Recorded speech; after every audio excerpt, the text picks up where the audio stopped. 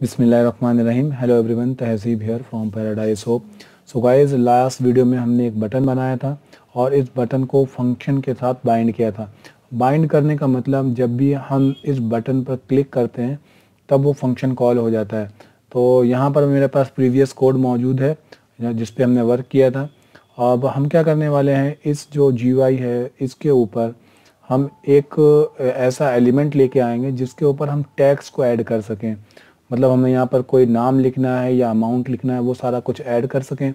तो उसके लिए यहाँ पर हमें कोई टेक्स्ट बॉक्स नाम का कोई जैसा कोई एक एलिमेंट चाहिए। तो उसके लिए हम क्या करेंगे यहाँ पर, तो सबसे पहले अगर किसी के दिमाग में क्वेश्चन आ रहा होगा कि यार आपने इतना छोटा सा कोड लिखा है और ये बटन के लिए कोड लिखा, आपने बटन को बाइंड करने का कोड लिखा, लेकिन यार ये GUI जो बनाई है उसके लिए कोड कहाँ पर लिखा है।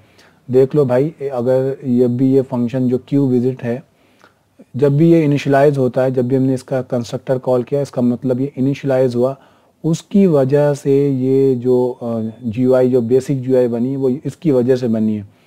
उसके बाद हमारी मर्ज़ी है, हम चाहें इसका जो साइज़ है वो सेट करें, चाहे इसका आइकन सेट करें, चाहे तो हम इसका जो टाइटल है वो भी सेट कर सकते हैं। वो हमें उसके लिए कोड को ऐड करना पड़ेगा। वो हमने नहीं किया, पिछली वीडियोस में हमने वो काम किया हुआ था।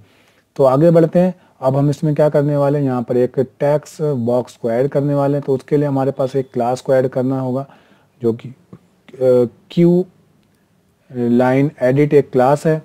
तो इस क्लास को मैं यहाँ पर लिखता हूँ, थोड़ा सा गैप देता हूँ। यहाँ पर मैंने लिखा है इस क्लास को और ब्रैकेट्स लगा दिए, क्योंकि इस क्लास के अंदर मौजूद फंक्शंस को भी हमें यूज़ करना है। तो इसलिए हम एक रेफरेंस वेरिएबल बना लेते हैं और हमने यहाँ पर लिख दिया इसको TB टेक्स्ट बॉक्स। और यहाँ पर इसके अंदर जो पैरामीटर्स पास होंगे, इसके अंदर जो पैरामीटर पास होगा वो होगा सेल्फ इसलिए क्योंकि हम इसको बता रहे हैं कि जो टेक्स्ट बॉक्स है वो कौन सी GUI पर बनेगा। यहाँ पर ये GUI मौजूद है, मैं चाहता हूँ इस GUI पे वो टेक्स्ट हमारा जो है वो आए, और ये GUI हमारी इस क्लास की हेल्प से बनी है, इसीलिए हमने बता दिया सेल्फ, यानी सेल्फ क्लास के ऊपर इस टेक्स्ट बॉक्स को आप ऐड कर दो या डिस्प्ले कर दो। होगी बात क्लियर। अभी मैं इसको यहाँ से रन करता हूँ। क्योंकि अभी हमने इसकी लोकेशन वगैरह सेट नहीं की, तो इसकी जो लोकेशन है वो डिफ़ॉल्ट लोकेशन आएगी। आप देख सकते हो इसकी जो लोकेशन है वो डिफ़ॉल्ट लोकेशन आई है। और इसके बैक एंड में एक बटन है, आप देख रहे हो यहाँ पे मैं क्लिक कर रहा हूँ तो एक बैक एंड में बटन है वो वर्क कर रहा है। तो अब हम क्या करेंगे, इसके बटन को के साइज़ को थोड़ा सा, जो टेक्स्ट बॉक्स है उसको साइज़ को थोड़ा सा इंक्रीज़ करेंगे। मैंने रीसाइज फंक्शन यूज़ किया यहाँ पर, और रीसाइज के बाद मैं यहाँ पर इसका साइज़ दे देता हूँ 100, ओके 300 कर देता हूँ या फिर 400 कर देता हूँ, जो वट जो भी हमें ठीक लगे। मैंने 50 कर दिया, जो कि इसके साइज़ को ठीक करेगा। और इसके बाद मैंने इसको मूव फंक्शन से इसकी लोकेशन चेंज करनी है, यानी इसके अंदर मैं कोऑर्डिनेट पास करूँगा। मैं उसको बोल देता हूँ 200, पे इसको बनना चाहिए। अब मैं इसको यहाँ से रन करता हूँ। मैंने इसको रन किया और कहाँ गया, ये आप देखोगे जो हमारा टेक्स्ट बॉक्स है उसका साइज़ चेंज हो गया है और हमारा जो इसकी लोकेशन है वो चेंज हो गई है। अब यार इसके अंदर जो टैग्स है, अब मैं चाहता हूँ यहाँ पर कुछ ऐसा हिंट होना चाहिए ताकि लोगों को देखने पर लगे कि यार ये जो टेक्स्ट बॉक्स है वो किस लिए बना है। वैसे तो हम इसके ऊपर लिख देते हैं, लेकिन अगर इसके अंदर भी लिखा हो तो भी एक अच्छा तरीका है। जैसे कि यहाँ पर लिखा है इसके अंदर, जब भी हम इन्हें अपना प्रोग्राम स्टार्ट किया तो हमें लिखा मिले कि नेम, तो इसमें क्या लगेगा कि यार इसके अंदर हमें यहाँ नेम को एंटर करना है। तो इस तरह से नेम या नाम या जो भी है, नेम को या फिर अमाउंट को या जो भी डेटा में एंटर कराना है वो यहाँ पर एक हिंट दे सकते हैं। तो उसके लिए हमें क्या करना है, इसके अंदर मौजूद, इस क्लास के अंदर मौजूद एक फंक्शन है जिसका नाम है सेट टेक्स्ट, और इसके अंदर हम स्ट्रिंग पास करते हैं और इसके अंदर हम एक नाम लिख देते हैं। तो अब क्या होगा, जब भी हमारा वो टेक्स्ट बॉक्स बनेगा उसके अंदर हमें नेम लिखा मिलेगा। तो हमारा टेक्स्ट बॉक्स, अभी आप देख सकते हो जैसे हमने टेक्स्ट बॉक्स को रन किया, ये अपना जो प्रोग्राम रन किया, टेक्स्ट बॉक्स के अंदर हमें ये नेम लिखा हुआ मिल रहा है। तो ये बात क्लियर होगी कि किस तरह से हम इसके अंदर एक हिंट दे सकते हैं। अब मैं क्या चाह रहा हूँ कि यार ये जो टेक्स्ट है वो चलो ठीक है यहाँ पर आ गया, लेकिन यार इसका साइज़ बहुत छोटा है, मतलब मुझे दिख भी नहीं रहा कि मैंने क्या लिखा है। तो हम इसके जो टेक्स्ट साइज़ है उसको कैसे इंक्रीज़ करेंगे। तो उसके लिए हमारे पास एक इसके अंदर फंक्शन मौजूद है tb.set फॉन्ट, और यहाँ पर मैंने इस फंक्शन के अंदर एक क्लास का रेफरेंस पास किया, या हमने यहाँ पे भी डायरेक्टली क्लास पास कर दिए। तो यहाँ पर इस क्लास के अंदर हम 2 पैरामीटर्स देते हैं। एक पहला पैरामीटर्स बताता है कि जो आपकी फॉन्ट फैमिली होगी, यानी जो फॉन्ट होता है ना उसकी अलग अलग फैमिलीज होती है, तो उसकी क्या फैमिली होगी और उसका क्या साइज़ होगा। मैंने यहाँ पर बता दिया फॉन्ट फैमिली टाइमर होगी और जो साइज़ होगा वो 20 होगा। तो यहाँ से मैंने इसको रन किया अगेन, और हमारा जो कोड है वो यहाँ पर आ गया। अभी आप देख सकते हो जो इसका जो साइज़ है वो इंक्रीज़ हो गया है, और मैं इसको हटा के अगर दूसरा भी कुछ लिखता हूँ तो आप देख सकते हो हमारे अभी जो साइज़ है उसका टेक्स्ट का वो इंक्रीज़ हो गया। अब मैं क्या चाहता हूँ, इस जो टेक्स्ट बॉक्स है इसके अंदर जो भी मौजूद है, मतलब जो भी कुछ मौजूद है वो एक वेरिएबल में स्टोर करके मैं अपने शेल पे डिस्प्ले कर पाऊँ। तो उसके लिए मैं क्या करता हूँ, यहाँ पर एक फंक्शन का यूज़ और करता हूँ मैं। tb.text एक जो फंक्शन है वो क्या रिटर्न करता है, ये हमें रिटर्न करता है जो भी टेक्स्ट बॉक्स के अंदर मौजूद जो भी डेटा वो हमें रिटर्न करता है। तो मैं इसको एक वेरिएबल में स्टोर कर लेता हूँ, मैंने बोल दिया डेटा, तो ये हमारा डेटा यहाँ पर आ जाएगा। अब मैं इसको यहाँ से प्रिंट कर देता हूँ। ओके, यहाँ से मैंने इसको यहाँ से प्रिंट कर दिया। अब हमारे पास डेटा आ जाना चाहिए। तो अभी आप देख सकते हो हमारे पास यहाँ पर नेम लिख के आ गया, जो कि इसके अंदर ऑलरेडी मौजूद था। और यहाँ पर अब मैं नेम ऐड करूँगा, अब वो देखना है कि हमारा डिस्प्ले होगा कि नहीं। और मैंने यहाँ पे इंटर किया और यहाँ पे, लेकिन इंटर करने से कुछ हो नहीं रहा, मतलब यहाँ पर अभी हमारा कुछ डिस्प्ले नहीं हो रहा। इसका मतलब जो कोड है हमारा सिर्फ एक बार एग्जीक्यूट हुआ, अब ये दोबारा से एग्जीक्यूट नहीं हो रहा, क्योंकि फर्स्ट टाइम एग्जीक्यूट हुआ होगा तो इसके अंदर मौजूद जो डेटा था वो यहाँ पर प्रिंट हो गया हमारी शेल पे। तो हमें अब करना क्या है, हमें करना ये पड़ेगा कि इस जो 2 लाइन्स हैं उनको किसी बटन के साथ या किसी ऐसी चीज़ के साथ बाइंड करना पड़ेगा, जब हम चाहें तब उसको कॉल करवा सकें। तो हमारे पास इसको हमें एक बटन के साथ ऐड कर लेते हैं, जो कि हमारे पास ऑलरेडी एक बटन बना है। आप देख सकते हो ये हमने बटन के साथ बाइंड किया हुआ है, जो कि डेमो नाम का एक फंक्शन है उसके साथ। तो मैं उसके अंदर इस कोड को डाल देता हूँ। मैंने कंट्रोल X किया और यहाँ पर हमारा ये फंक्शन मौजूद है, यहाँ पर लिखा मैंने। अब मैंने यहाँ पर इसको ऐड कर दिया। अब एक एरर आने वाली है, मैं इसको रन करता हूँ। यहाँ पर अभी कोई एरर नहीं आई, लेकिन अभी एरर आएगी। यहाँ से मैं इसको रिमूव करता हूँ और मैंने यहाँ पे लिखा तहज़ीब। अब क्या, अब एक एरर आने वाली है। यहाँ पर हेलो यूट्यूब प्रिंट हुआ, लेकिन उसके बाद हमारी जो लाइन है ये लाइन नहीं चली। क्यों? इसका रीज़न ये है क्योंकि ये जो टीबी फंक्शन है, ये जो सॉरी टीबी एक जो वेरिएबल है, इसको पता नहीं लग रहा है ये टीबी वेरिएबल कहाँ पर मौजूद है, मतलब किस क्लास का ये टीबी वेरिएबल है। तो हमें इसको बताना पड़ेगा ये खुद की क्लास का टीबी वेरिएबल है। तो मैं यहाँ पे मैंने सेल्फ बता दिया कि सेल्फ क्लास का ये टीबी वेरिएबल है। और यहाँ पर मैंने बताया कि ये जो टीबी वेरिएबल बना रहे हैं वो किसके लिए बना रहे हैं, हम खुद की क्लास के लिए बना रहे हैं। तो हमने यहाँ पर लिख दिया ये जो वेरिएबल हमने खुद की क्लास के लिए बनाया हुआ है। तो अब मैंने यहाँ पर डॉट लगा के इन सब के साथ ऐड कर लेता हूँ मैं। अगर सब के साथ नहीं भी ऐड करना तो भी चलेगा, हमने यहाँ पर एक रेफरेंस दे दिया है।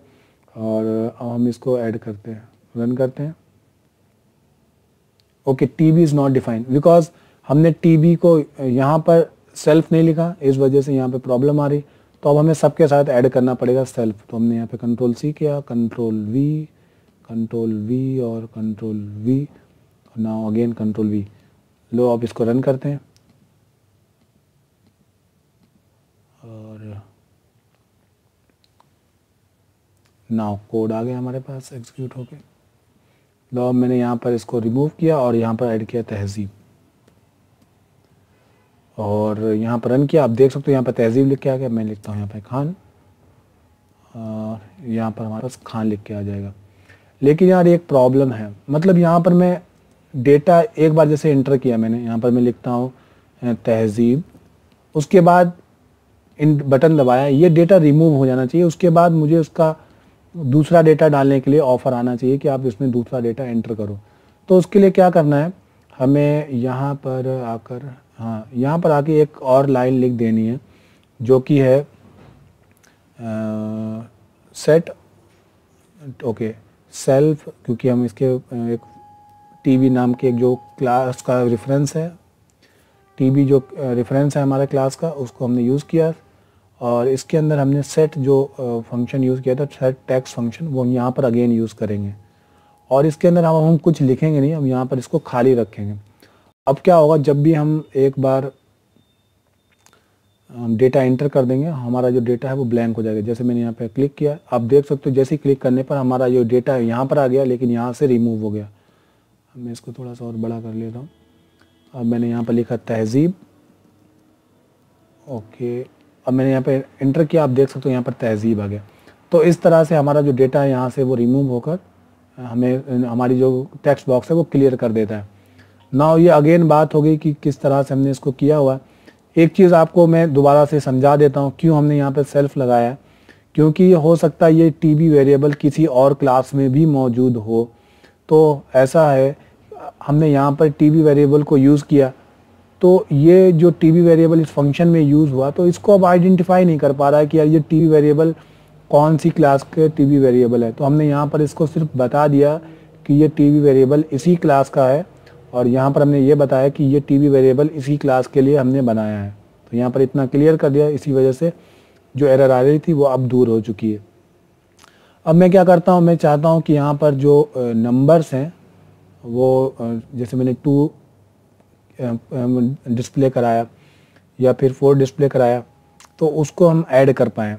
तो हम क्या करेंगे, यहाँ पर जो हमारा डेटा है उसको हम एक वेरिएबल x में स्टोर कर लेते हैं, और ओके इसको मैं छोटा कर लेता हूँ। x में स्टोर किया, और इस डेटा के अंदर मौजूद जो भी डेटा होगा उसको हम इंट में कन्वर्ट कर लेते हैं, इंट।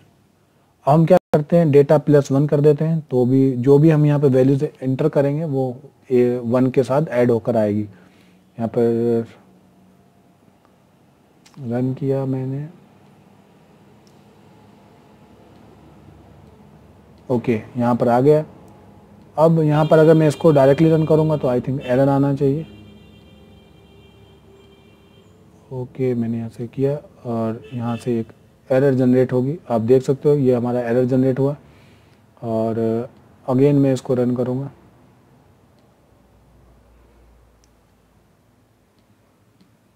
ओके। अब मैं इसमें से रिमूव करके यहाँ पर लिख देता हूँ 8। अब हमारे पास रिजल्ट क्या आना चाहिए, ओके यहाँ पर अभी भी कुछ गलती है।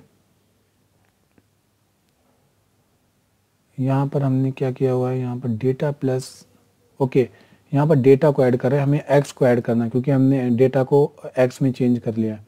तो अब हमने दोबारा से इसको किया, और इसको कट करके दोबारा से एक बार रन करता हूँ ताकि ये शेल हमारा जो क्लियर हो जाए।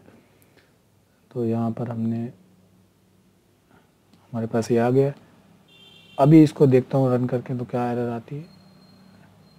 नाउ अगेन अभी वही एरर आ रही, क्योंकि हमने यहाँ पर स्ट्रिंग को इंटीजर के साथ ऐड करने की कोशिश की है। और नाउ अब हम इसको दोबारा से रन करते हैं।